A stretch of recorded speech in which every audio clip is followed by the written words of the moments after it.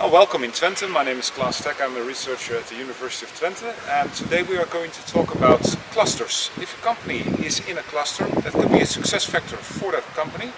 But what happens when that cluster fails and disappears? It happened here, probably in Twente. There's a textile cluster. We are going to talk about the cluster today with Professor Schiele, who researched this topic on clusters. Roughly 50,000 people were employed directly in the textile industry, amongst others my own family, and starting with my father.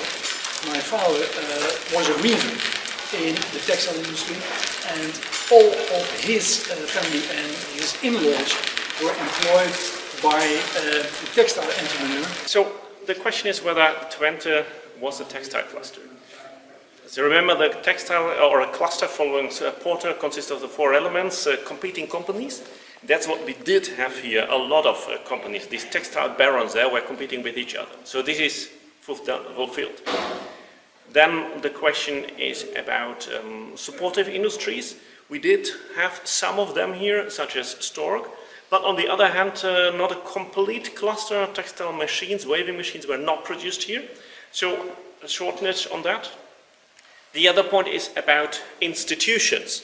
And indeed, we do have institutions. There was the textile school, which still exists, by the way, nowadays, though it moved more into a fashion area and not so much into the production of textiles. And last but not least, the demand side. And that is where it has also been criticized a little bit. We saw that the demand side was a little bit of a weak point, possibly, of the Twente cluster, selling much to the Netherlands and to Indonesia, which later disappeared. But all in all, we could argue that it's definitely a cluster. And there's another argument which has been important. The Krugman exercise was to calculate the density of industrial activity in a region. So if you have two regions of the same size, let's say 100,000 employees altogether, in region A, 50,000 of them work in one industry, for example textile, then you would have a density of 50%.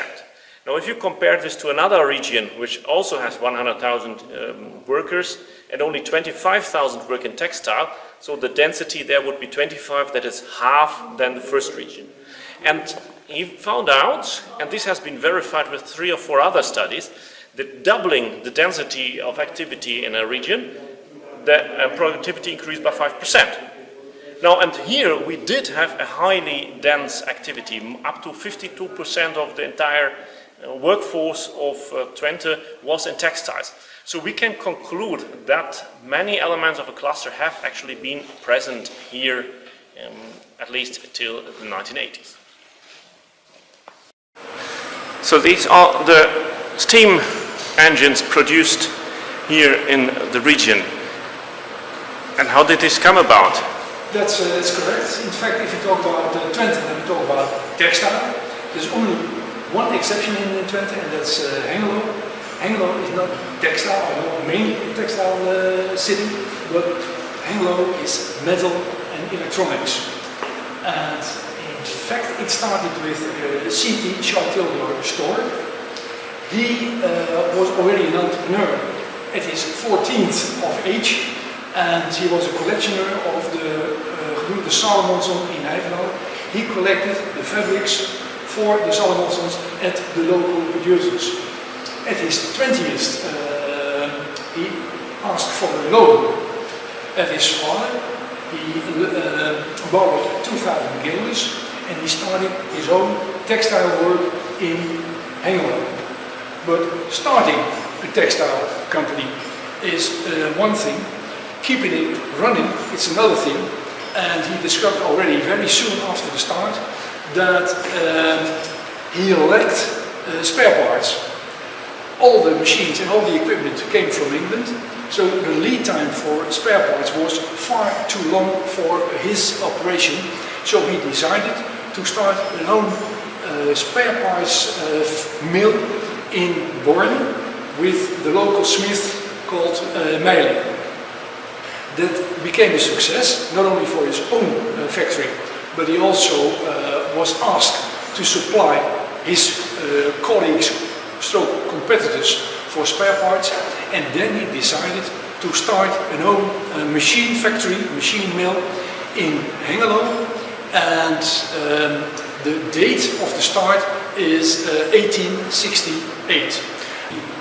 Well, this is a typical case of a cluster developing, that the spin-offs and installing their own machinery. Very nice example. Yes, that is one example of cooperation, but it in fact is an exception, because cooperation hardly existed between the textile companies here. It easily can be said that Twente would not have been the textile region as it became, let's say, in the early 1900s, without CT Stork as a machine factory, and also of Blijderstein with his finance means. But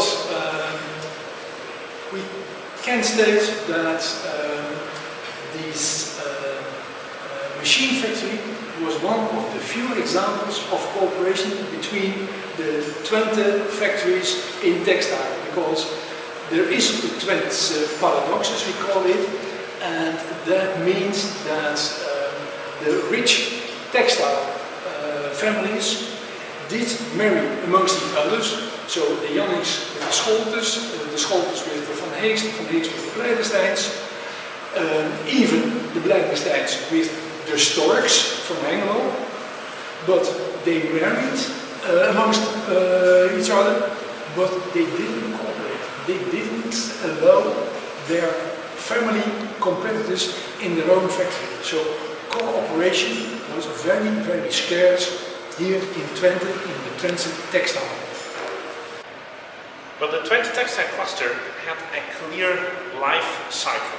That's what we see here on this picture. Essentially, we had 4 phases.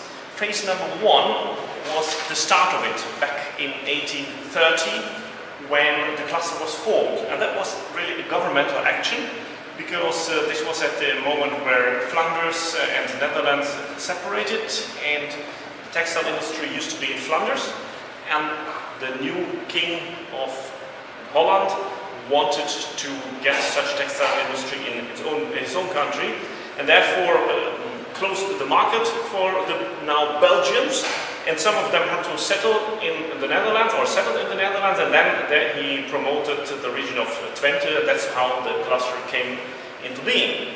And then it was growing, a long growth phase. It started to have some weaknesses already in the 1930s, but then again they closed the market in Indonesia, in the former colony, to the Japanese apparel producers which entered that market, and the cluster continued to survive.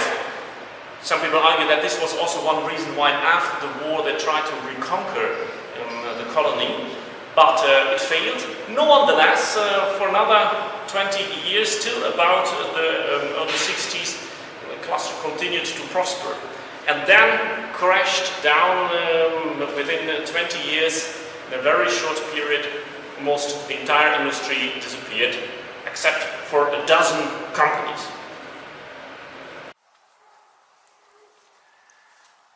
Where does your dress come from? Made in India. Here we go. The question is, how do clusters fail? Well, there are of course a couple of reasons why clusters fail. One reason is that another cluster is more successful, or simply that the demand disappears. Example, hats. Right, there was a hat cluster in Lindberg in southern Germany, but since nobody wears hats anymore, of course their business disappeared. So they, in that case, actually started already in the 16th century to produce hats. They learned this from an Italian traveler who could not cross the Alps anymore in the beginning of the winter, and then he stayed there and taught them how to make hats, and well, that's what they did a couple of centuries till they went completely out of fashion. So this is one reason why clusters disappear. And the other is that others are stronger, better developed, or maybe also the factor conditions disappear. That is what we have to some extent seen here in Twente. There is not a definitive answer to why the Twente cluster has disappeared, but a couple of hypotheses, including organizational ones. The firms were strongly integrated as opposed to the Italians, which disintegrated. But there's also an argument that had to do with the weaknesses in the demand, because there is no such a Dutch fashion industry as in Italy, which survived. So, end of the story is that the cluster disappeared.